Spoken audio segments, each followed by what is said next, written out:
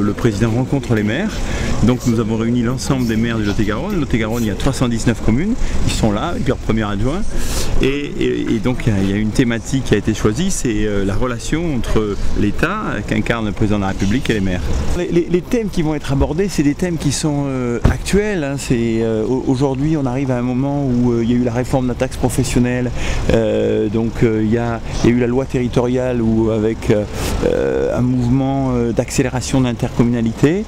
Et donc il va y avoir des thèmes liés à l'actualité législative, mais globalement les maires vont lui dire la réforme territoriale elle nous va, mais laissez-nous quand même un calendrier humain parce que l'intercommunalité c'est des affaires sérieuses.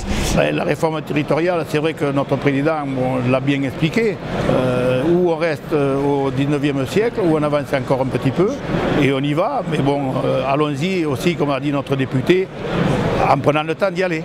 Voilà. Ensuite, il y aura des questionnements un peu plus fondamentaux. Vous voyez, quel est l'avenir des petites communes? L'intercommunalité, oui, mais qu'est-ce qui restera aux petites communes? Est-ce que ça ne sera pas que des mairies état civil? Donc, quelle est la perspective pour la fonction des petites communes dans le temps qui vient? Je suis maire d'une commune rurale de 220 habitants dans Lot-et-Garonne, sur le canton de Lavardac, c'est la commune de Pompier, 1600 hectares de superficie.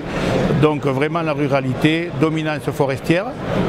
Après les tempêtes, aujourd'hui je suis un petit peu rassuré d'appartenir à une communauté de communes vivante et qui peut-être dans l'avenir, assez proche je l'espère, sera encore plus grande et nous allons peut-être finir par avoir un vrai pays, un pays d'Albret, où c'est que notre identité sera reconnue dans le Lot-et-Garonne. Et puis je pense qu'il y aura aussi des questions qui seront plus ciblées par rapport à ce que nous sommes. On reste un département avec une agriculture de pointe.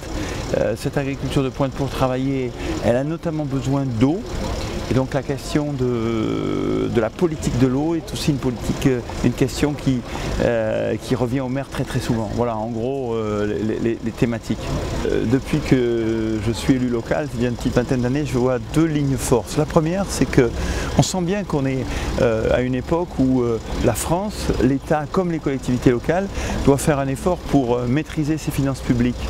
Et donc ça, cet effort au niveau local, ça passe par l'intercommunalité, par des économies d'échelle. Donc ça c'est une première ligne force et la loi du 16 décembre 2010 va donner une accélération à cette ligne force.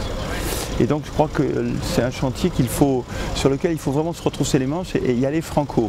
Et après il y a une deuxième ligne force, c'est que maintenant les gens dans la société moderne telle qu'elle est, ils veulent de plus en plus des élus proches et réactifs. C'est-à-dire que l'image du maire qui est près d'eux, qui règle les problèmes, c'est pas une image passée, c'est une image encore plus moderne. Et les nouvelles technologies, vous avez un smartphone comme moi, vous êtes sur internet, et les nouvelles technologies ont encore accru cette exigence de proximité, de réalité.